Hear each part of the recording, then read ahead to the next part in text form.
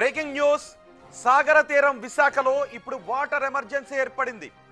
GVMC పరిధిలో water supply నిలిచిపోవడంతో నగర ప్రజలు పరిశ్రమలు నీళ్ల కోసం అల్లాడుతున్నాయి. ఆప్కాస్ కార్మికులు సమ్మెబాట పట్టడమే దీనికి కారణం. దీంతో 3 లక్షల ఇంటి కుళాయిలు సహా పలు కీలక పరిశ్రమలకు మంచినీటి సరఫరా నిలిచిపోయింది. ఉదయం 5 గంటల నుంచి కుళాయిలు రావాల్సి ఉన్నప్పటికీ ఇప్పటికీ విశాఖలో కుళాయిల నుంచి నీళ్లు రావడం లేదు. నీటి సరఫరాకు బ్రేక్ పడింది. ఈ నేపథ్యంలో పలు కాలనీల ప్రజలు తీవ్ర ఇబ్బందులు పడుతున్నారు. ఏలేరు, తాటిపూడి, గోస్తని, గంభీరం, రైవాడ కెనాల్స్ నుంచి వచ్చే నీటిని ఉద్యోగులు నిలిపివేశారు. ఇప్పటికే జీవీఎంసీ పరిధిలో ఉన్న అన్ని ట్యాంకులు ఖాళీ అయినట్టుగా తెలుస్తోంది. తిరిగి ట్యాంకులను నింపాలి అంటే సుమారు 10 గంటల సమయం పట్టే అవకాశం ఉంది. సచివాలయ ఉద్యోగులతో ట్యాంకులు నింపాలి అని జీవీఎంసీ భావిస్తున్నట్టుగా తెలుస్తోంది. అదే జరిగితే సాంకేతిక సమస్యలు తప్పవని వాటర్ సప్లై ఉద్యోగులు హెచ్చరిస్తున్నారు. ఇక నిన్న రాత్రి వరకు జరిగిన చర్చలు విఫలం కావడంతో సమ్మె కొనసాగుతోంది. మంచినీళ్లు లేక గ్రేటర్ విశాఖ జనం గగ్గోళ్లు పెడుతున్నారు. అదే సమయంలో మేయర్తో మరోసారి చర్చలకు వెళ్లనున్నారు వాటర్ సప్లై ఎంప్లాయీస్ యూనియన్ నేతలు. చర్చలు సఫలమైతేనే విశాఖకు మంచి నీటిని విడుదల చేస్తామని ఉద్యోగులు చెబుతున్నారు. లేదంటే విశాఖ వాసులు నీటి కట్టకట్టతో ఇబ్బందులు పడే అవకాశం ఉంటుంది.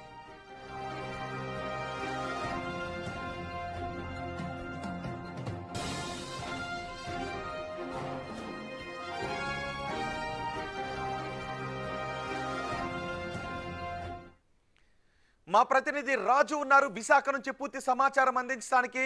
రాజు, ఉద్యోగుల సమ్మెతో ఇప్పుడు విశాఖలో ఎటువంటి నీటి కటకటలు కనిపిస్తూ ఉన్నాయి? సమ్మె విరమించే అవకాశం ఎంతవరకు కనిపిస్తోంది? విశాఖ ప్రజలు ఏం చెబుతున్నారు?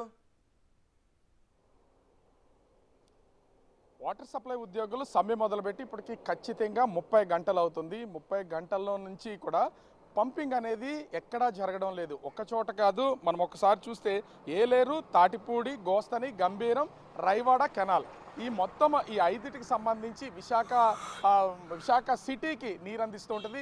సింపుల్గా చెప్పాలంటే విశాఖ జిల్లాతో పాటు అనకాపల్లి జిల్లాలో ఉన్నటువంటి కొన్ని మండలాలు అంటే పూర్తిగా 98 డివిజన్లకు సంబంధించినటువంటి ప్లేసెస్కి పూర్తిగా వాటర్ పంపింగ్ అనేది నిలిచిపోయినటువంటి పరిస్థితి అయితే ఉంది.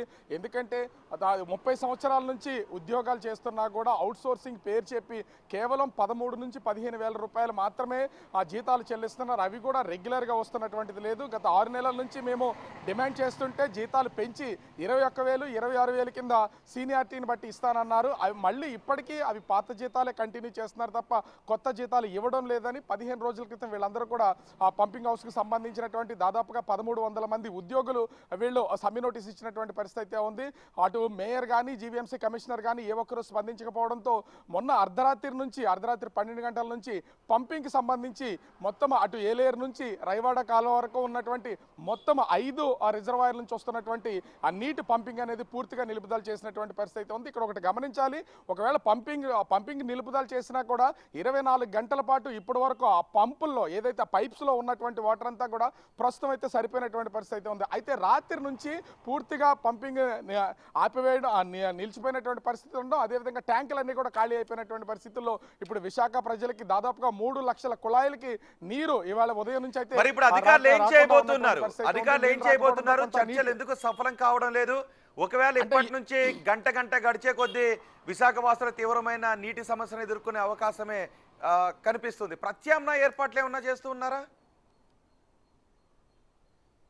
రాత్రి 1 గంట వరకు కూడా అటు యూనియన్కి సంబంధించినటువంటి నాయకులతో చర్చలు అయితే జరిపారు. చర్చలు పూర్తిగా విఫలమైనటువంటి నేపథ్యంలో ఉదయం 8 గంటలకి మేయర్ ఇంట్లో మరోసారి చర్చలు అయితే కొనసాగుతున్నటువంటి పరిస్థితి అయితే ఉంది. అటు సచివాలయ ఉద్యోగులు అదేవిధంగా వాటర్ సప్లైకి సంబంధించినటువంటి ఏఈలు, డిఈలు, ఈఈలు సహా మొత్తం అందరూ కూడా డ్యూటీలో ఉండాలని ఆదేశాలు జారీ చేసినటువంటి పరిస్థితి అయితే ఉంది. ప్రత్యామ్నాయంగా కొంతమంది రిటైర్డ్ అయినటువంటి పీపుల్ని ఆ ఉద్యోగులు ఎవరైతే ఉన్నారో వాళ్ళందరినీ కూడా తీసుకురావాలన్నారు. దాదాపుగా వీళ్ళందరినీ తీసుకుని వచ్చినా కూడా 1300 మంది ఎంప్లాయీస్ని ఒకేసారి ఒకేసారి రిక్రూట్ చేయడం అనేది జరిగినటువంటి పని.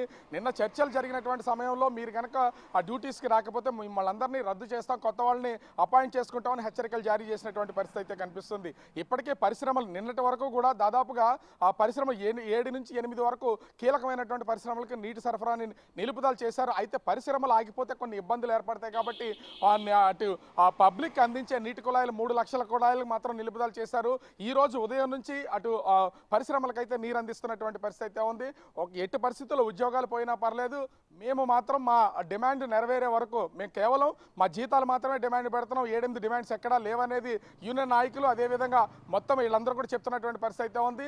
అయితే ఇక్కడ ఏ రంగంలోనైనా సరే అటు ప్రైవేటు ప్రభుత్వ ఇద్దరు ఉద్యోగులు ఉంటారు. ఇక్కడ కేవలం మొత్తం అందరూ కూడా అవుట్సోర్సింగ్ ఉద్యోగులు కావడంతో ఒకే మాట మీద ఉన్నటువంటి పరిస్థితి అయితే ఉంది. ప్రస్తుతం అయితే చర్చలు కొనసాగుతున్నాయి. చర్చలు సఫలమైతే నీరుని అందించే అవకాశం ఉంటుంది. ఒకవేళ చర్చలు సఫలమైనా కూడా అటు ఏలేరు కాలువ నుంచి ఆ రిజర్వాయర్ నుంచి నీరు రావాలంటే దాదాపుగా మరొక 10 గంటల సమయం పడుతుంది.